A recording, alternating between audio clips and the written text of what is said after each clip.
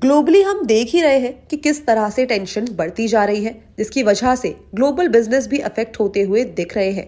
Import export में भी उतार चढ़ाव देखने को मिल रहा है, जिससे हम ये अनुमान लगा सकते हैं कि इस वॉर के चलते कई कंट्रीज की इकोनॉमिक ग्रोथ में सीधा सीधा असर देखने को मिल सकता है। कच्चे तेल और साथ ही साथ करेंसी मार्केट में भी उथल पुथल देखने को मिल सकती है। जियोपॉलिटिकल लेवल पर उथल पुथल और तेल के बढ़ते दाम ने ग्लोबल इकोनॉमी के सामने नई चुनौतियां पैदा कर दी है। हालात और बिगड़े तो भारत में भी इकोनॉमिक एक्टिविटीज अफेक्ट हो सकती है। यूनियन फाइनेंस मिनिस्टर की आज जारी मंथली इकोनॉमिक रिव्यू में ये बात कही गई है। सितंबर महीने की इस रिव्यू रिपोर्ट में ये भी कहा गया है कि रेवेन्यू कॉन्स्टेंटली बढ़ने से गवर्नमेंट ट्रेजरी मजबूत हुआ है। भारत ने फिस्कल ईयर 23-24 के लिए फिस्कल डेफिसिट को ग्रॉस डोमेस्टिक प्रोडक्ट यानी कि जीडीपी के 5.9% तक समेटने का लक्ष्य रखा है।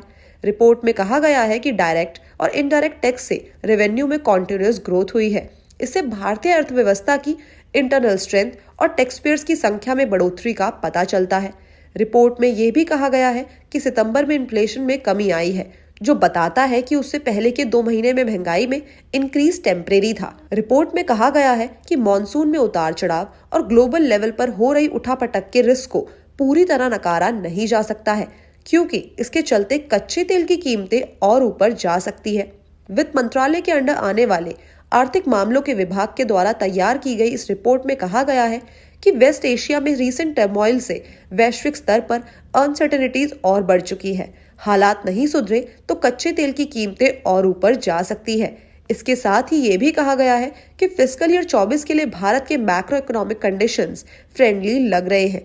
रिपोर्ट के अनुसार प्राइवेट कंजप्शन और निवेश की मांग में तेजी के बीच देश की अर्थव्यवस्था की बुनियाद मजबूत लग रही है। साथ ही साथ स्लो ग्लोबल डिमांड से भारत का व्यापार जरूर इम्पैक्ट हो रहा है, मगर फिस्कल ईयर 24 की दूसरी छमाही में इसमें सुधार आने का अनुमान है।